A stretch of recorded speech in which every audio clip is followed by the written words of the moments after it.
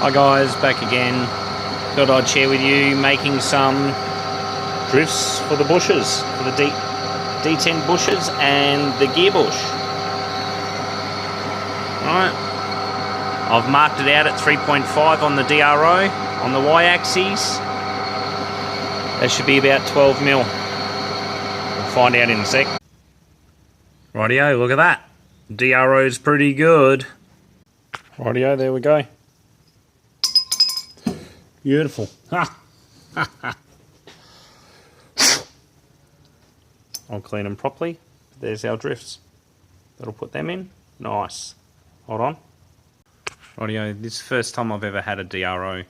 So I found out that I have to, if I want to take 2 mil off one side, I've got to double that and go to 4. Yeah, I think so. Anyway, it